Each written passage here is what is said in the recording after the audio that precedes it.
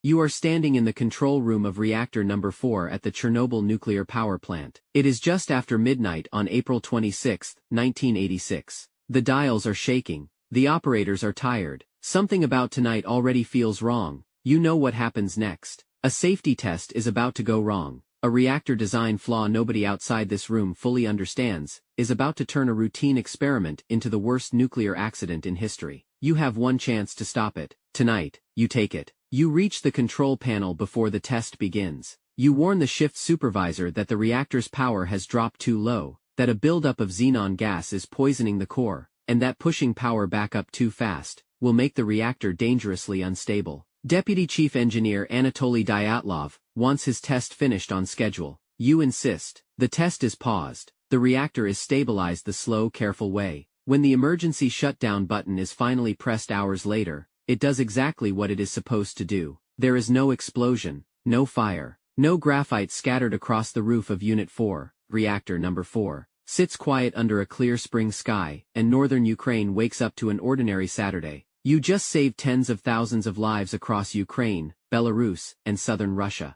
You also just erased one of the most expensive industrial disasters of the 20th century, and money that never gets spent on a catastrophe does not simply vanish. It goes somewhere else. Where does it go, and who ends up holding it? First, the history you changed. The real Chernobyl disaster happened because Reactor No. 4 was an RBMK-type reactor, a Soviet design that became dangerously unstable at low power. Its control rods had graphite tips, and for a few fatal seconds after insertion, those tips increased reactivity instead of reducing it. On the actual night of April 26, 1986, that flaw combined with a mishandled safety test to destroy the reactor core. Roughly 350,000 people were eventually evacuated from the surrounding region. A radioactive cloud drifted across Europe. The Soviet government spent years and a staggering share of its shrinking budget building a concrete shelter over the wreckage, compensating displaced families, and treating the sick. Decades later, an international consortium still had to fund a new steel containment structure just to keep the old one from failing. The town of Pripyat matters here too. In real history, tens of thousands of residents were evacuated within days and never allowed back. Their apartments, their jobs at the power plant, their schools, all of it became a frozen guarded ghost town that cost money to monitor for decades.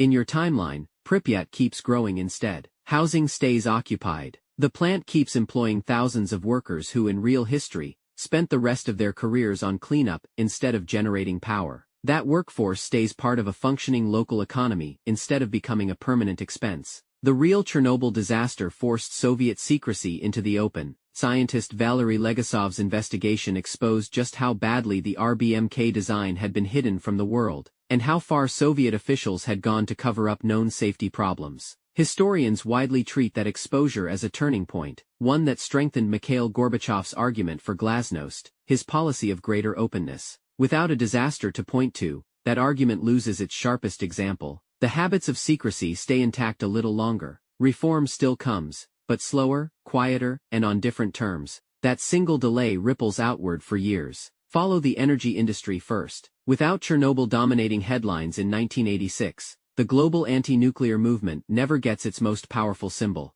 Nuclear construction projects that were quietly cancelled or stalled across Western Europe and North America in the years after the real disaster move forward instead. Uranium mining stays a growing business rather than a shrinking one. Utility companies keep building reactors instead of switching many of their new power plants to coal and natural gas. Electricity from nuclear power becomes cheaper and more common a decade sooner than it did in real history. It also has a clear loser, and it is not the industry you'd expect. Solar and wind power, in real history, received a meaningful boost from public fear of nuclear energy after Chernobyl. Governments redirected research funding toward renewables, partly because nuclear had become politically toxic, and public opinion turned against new reactor projects across much of the West. In this timeline, nuclear never becomes politically toxic. Renewable technology still develops, because it is genuinely useful and costs keep falling on their own, but the shift happens slower, with less urgency, and less public subsidy behind it in the crucial early years. Solar panels and wind turbines remain more expensive for longer, simply because fewer factories were built to produce them at scale. Coal and natural gas feel a squeeze too. In real history, several countries leaned harder on coal and gas plants, specifically because public pressure closed the door on new nuclear construction. Here, that door never closes. Coal-burning utilities lose market share to nuclear a decade sooner than they did in real history, and the companies that mine and ship coal for electricity see slower growth as a direct result.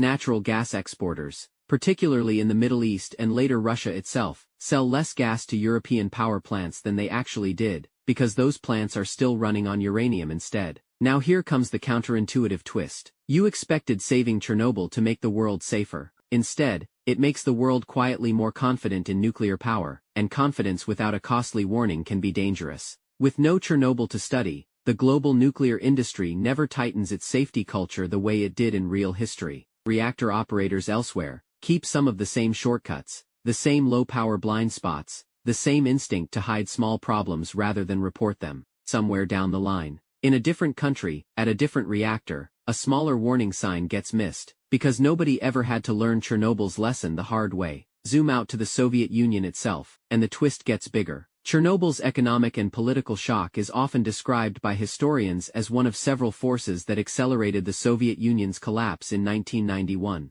Remove that shock, and the Soviet economy limps along a little longer instead of unraveling all at once. That sounds like stability. It is not free stability. State industries stay under central control a few extra years instead of opening to foreign investors. Reform still comes, driven by falling oil revenue and mounting debt, but it arrives later, on the government's own slower timeline rather than in the sudden collapse that actually happened. The wave of Western oil, gas, and banking deals that flooded into the former Soviet Union in the early 1990s arrives later and looks different when it finally comes. Some of the investors and future oligarchs who got rich buying up Soviet oil fields and factories at bargain prices in real history never get that exact opportunity, because the fire sale conditions of a sudden collapse never happen. Others, arriving a few years later into a slower, more orderly transition, get a steadier, less chaotic opening instead, and in some cases an even bigger one, because Soviet industrial assets stay intact and productive for longer,